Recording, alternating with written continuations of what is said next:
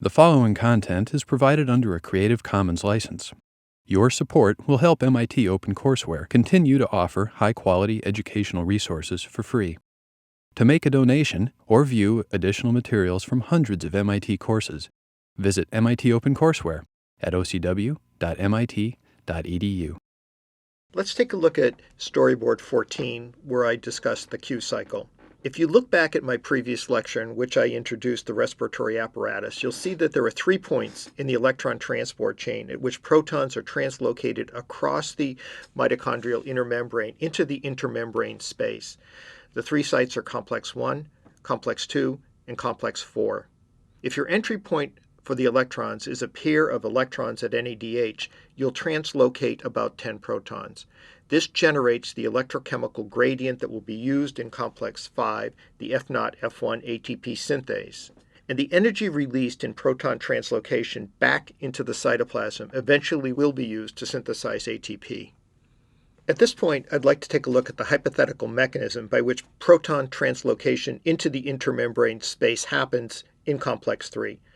At the outset, let me say that the mechanism here is different from the mechanism at complex 1 and complex 4, and I'll also mention that other organisms have found other ways to solve this problem of translocating protons into the intermembrane space. Let's look at panel A of storyboard 14. At the upper left, we see coenzyme Q in its quinone form. In this form, it's a hexadiene dione. It's one of our cofactors, and we've also referred to it in the past as a mobile electron carrier. In that regard, it falls into the same grouping of molecules such as the NAD plus NADH pair. The squiggly line at the lower right corner of the quinone molecule depicts isoprene units. Actually, there's a series of about 6 to 10 of these isoprenes in the Q molecule. These probably facilitate association with hydrophobic regions, such as regions in membranes. The structure of coenzyme Q allows it to pick up electrons one at a time from an electron donor and deliver them one at a time to a place where the electrons are going to go, that is, an electron recipient. This panel shows the step-by-step mechanism by which electrons, one at a time, can reduce the oxidized form of coenzyme Q, called Q here, or the quinone, to its fully reduced form, QH2, also known as the hydroquinone. These electrons come from complex 1 or complex 2 or another membrane-bound entry point for electrons into respiration. The first electron converts the quinone Q to the semiquinone radical. The semiquinone will then pick up another proton and electron to form the fully reduced species, the hydroquinone, or QH2. The hydroquinone QH2 is fully loaded with electrons. The fully reduced hydroquinone will next deliver its 2 electrons to complex 3. The technical name of complex 3 is coenzyme Q cytochrome C oxidoreductase.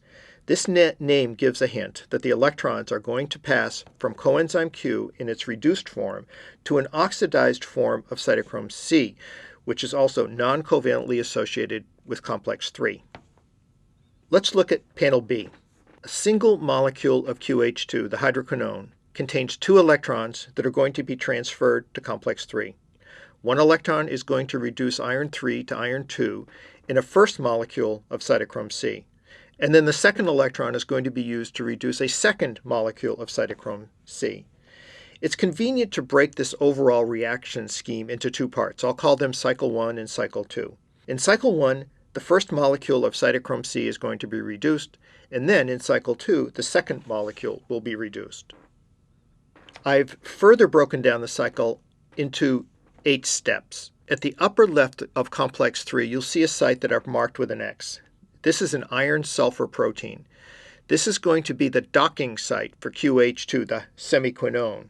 Sometimes it is called the Q delta site. The reduced quinone, QH2, gives up 2 protons and 1 electron to form the semiquinone radical Q dot minus.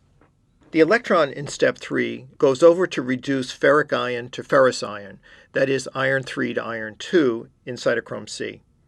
As I mentioned earlier, cytochrome C is another one of our mobile electron carriers. It's going to float away and go off to complex 4. At this point in step 4b, the semiquinone radical is going to give up its second electron to cytochrome Bl, which is a constituent of the complex 3. From the standpoint of coenzyme Q, at this point it's lost both of its electrons.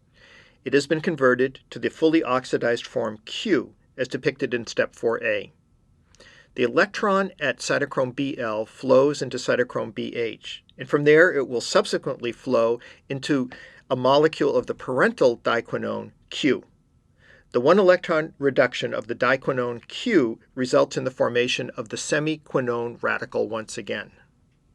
This is at position Y, the way I've drawn the complex 3 in panel B. Position Y is also called the QI site. At this point, the semiquinone radical will just stay where it is for a few minutes. We'll pick it up again in the second half of the Q cycle. To summarize what happened in the first half of the Q cycle, 2 protons have been translocated from the matrix into the intermembrane space, and 1 electron has been transferred to cytochrome C, which then translocates across the outer surface of the mitochondrial inner membrane to complex 4. At this point, please look at panel C. Now we're going to take a look at the second half of the Q cycle. At the bottom of complex 3 in step 1, you'll see the orphaned semiquinone radical that we just created. Keep in mind that we are going to come back and use that radical in a couple of minutes, so bear with me. At step 2, we see a second molecule of the hydroquinone QH2 inside the mitochondrial inner membrane. We're going to borrow this molecule for a short time, and then we're going to restore it.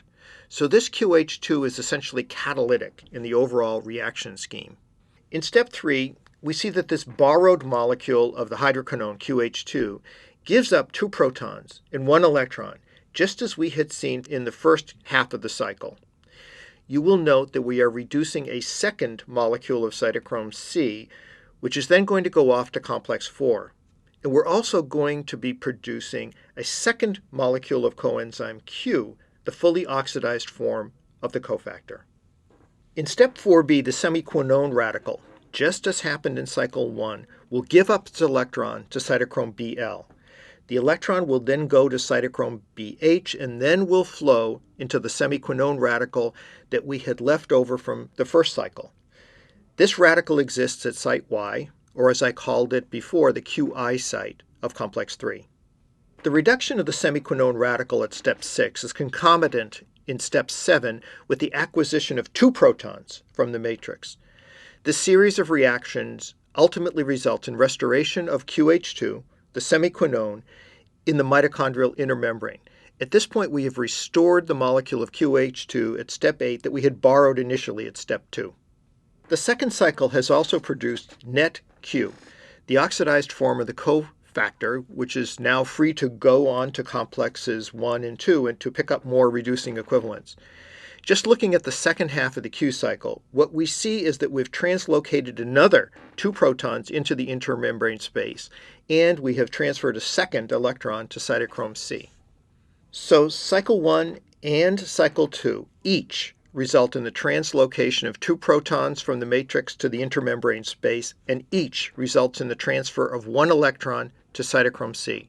Looking at the whole Q cycle, that is cycle 1 and cycle 2 together, we get a pair of electrons that enter from QH2, 4 protons are translocated into the intermembrane space, and 2 reduced molecules of cytochrome C, which then migrate to complex 4, where they'll be later oxidized. Let's turn to storyboard 15 and panel A. In panel A, I'm showing another way to look at the Q cycle. I'll emphasize that this is not as chemically accurate as the 2-step process that I showed you previously, and I'm not going to discuss it here further. Nevertheless, I think that this presentation makes it relatively easy for you to see the overall stoichiometry of the Q cycle. Let's now turn to storyboard 15, panel B. In the way of a high-level review of electron transport so far, electrons from nutrient oxidation have been deposited into the electron transport chain.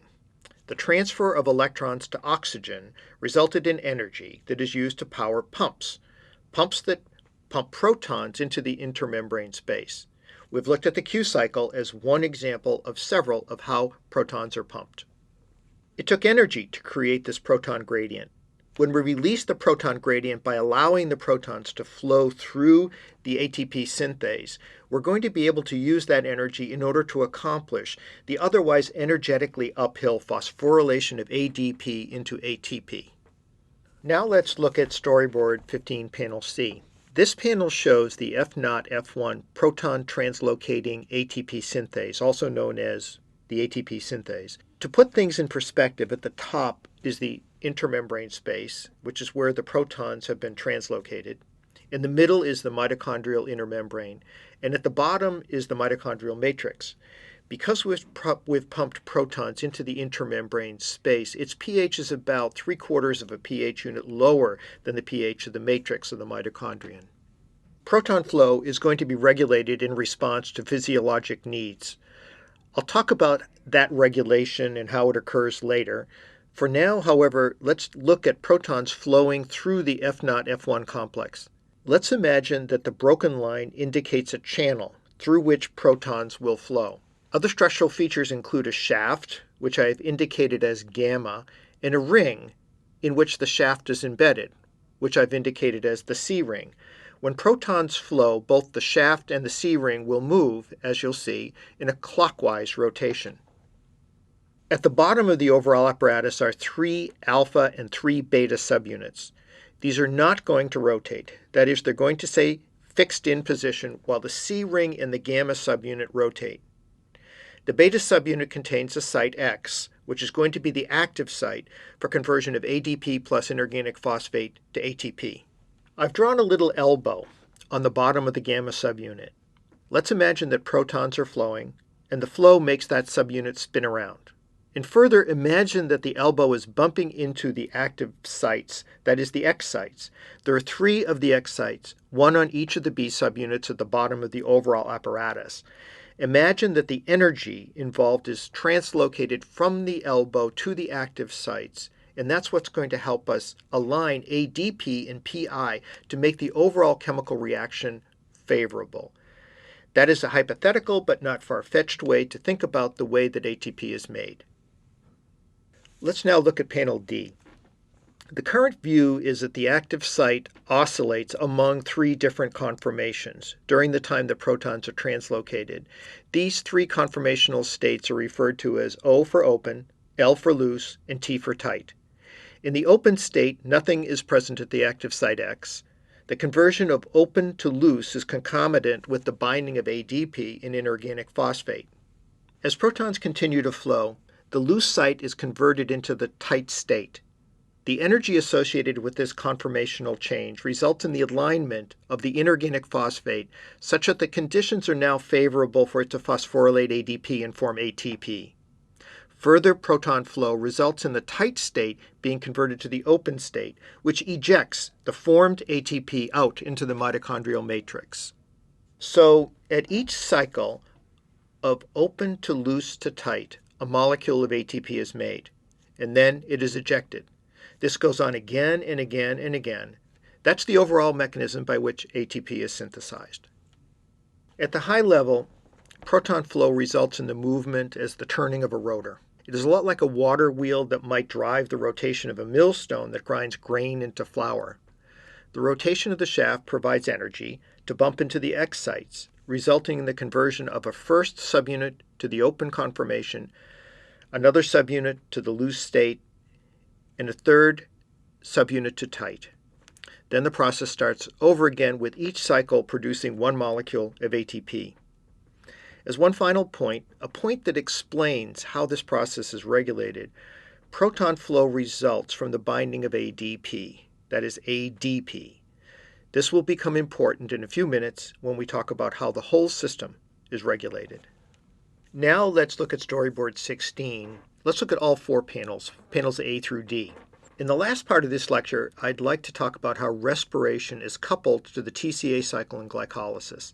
This is really the first time in 507 that we're going to see the beauty of coordinated pathway regulation. I'm going to use a physiological scenario in order, hopefully, to make it all make sense. In this scenario, imagine that you're being chased down the street by a dog.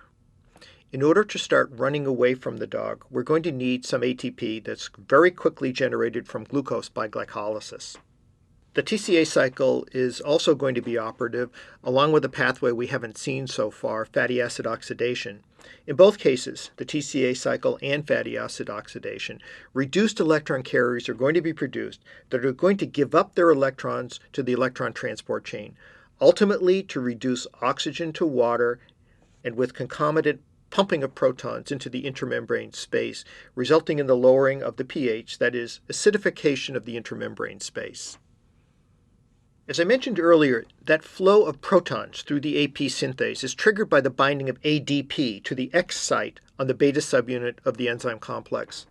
As your muscles are working hard and you're running away from the dog, the concentration of ADP in the mitochondrial matrix is going to be increasing. Thus, proton flow is going to be initiated. As you run more and more, the protons are depleted from the intermembrane space. It's not known exactly how this reduction in proton concentration results in accelerated movement of electrons through the electron transport chain. It's tempting to speculate that one or more of the redox centers within the electron transfer chain may be pH sensitive. Let's imagine that that is the case. So let's imagine that the raising of pH, that is, the decrease in hydrogen ion concentration in the intermembrane space, results in the facilitated flow of electrons from complex 1 or complex 2 to oxygen. Next, let's look to the far left at the bottom of panel D. As you draw more electrons into respiration, NADH is going to be converted to NAD+. It's important now to remember that NADH feedback inhibits any step at which it's produced in the TCA cycle. Thus, as you're running away from the dog, the NADH concentration drops. And that means that there's going to be less inhibition of the steps at which NADH is produced in the TCA cycle. Thus, looking at the big picture, the binding of increased concentrations of ADP to the ATP synthase over on the far right results in the activation of the TCA cycle and other metabolic pathways that will result in the delivery of more electrons to the electron transport chain in order to allow you to continue to run away from the dog. Next, let's imagine that you've been running for quite a while. And let's look at complex 4 where oxygen is bound. Sooner or later, you're going to be becoming oxygen limited. You're going to be panting heavily. This means that electron flow from a reduced electron carriers to oxygen is going to slow down. As we become more hypoxic, respiration starts to fail. But hypoxia dramatically increases the levels or activities of the enzymes of glycolysis. Thus, glycolysis will switch over to becoming our principal ATP generation machine. As we increase the rate of glycolysis, the flux goes from glucose to pyruvate, but the pyruvate can't be oxidized because it can't enter respiration, because we don't have enough oxygen present in order to oxidize it. So what happens is we activate lactate dehydrogenase to convert pyruvate to lactate. Conversion of pyruvate to lactate has two consequences. The first is that conversion results in the conversion of NADH to NAD+. Remember that this is the lactate shuttle. And that NAD+ is now available to allow glyceraldehyde 3-phosphate dehydrogenase to continue processing molecules of glucose into ATP. A second consequence of activation of lactate dehydrogenase is the fact that lactate spills out into the blood, where it acidifies the blood. The pH drops. Now let's think about what the consequences are when the pH of the blood drops. I want you to think back to the lectures in which Joanne talked about cooperativity, the Bohr effect, and the affinity of oxygen for hemoglobin. Joanne told us that protons are heterotropic allosteric effectors that effectively loosen the affinity of oxygen for hemoglobin. So, as you're running away from the dog, glycolysis becomes the main pathway. You produce a lot of lactate that goes into the blood. The pH drops. Oxygen lowers its affinity for hemoglobin and thus becomes more available for the pathway of respiration. Oxygen is now back in the system and binds to complex 4. So you kind of get what we could call a second wind that allows you to continue using respiration to run away from the dog. In other words, you've adapted to the stressful state and are now able to continue running. Now let's put it all together. A dog starts chasing you. Your readily available energy reserves and free glucose as well as glycogen will produce rapid ATP that will get you moving away from the dog. Additionally, respiration will be contributing lots of ATP to allow you to escape the dog. And as you're running, ADP concentrations will go up inside your mitochondria. That will basically release the proton gradient, allowing the ATP synthase to work very quickly and very hard to make a lot more ATP. NADH concentrations in the mitochondria will drop with physical activities. This helps boot up the dehydrogenases of the TCA cycle. They become less inhibited. Your TCA cycle will accelerate in order to produce more reducing equivalents to power the electron transport chain. All of this will continue until your oxygen becomes limiting. Then respiration starts to fail. But the hypoxic state turns up the activities of the enzymes of glycolysis, thus glycolysis accelerates and helps accommodate. But pyruvate at the end of glycolysis cannot be further oxidized because there's not enough oxygen. It has to be converted to lactate. The lactate acidifies the blood. The Bohr effect causes the release of more oxygen into the blood, making it more available to complex 4 in order to reboot the electron transport chain. Overall, this is a marvelously regulated physiological system that seems to have evolved in order to promote our survival.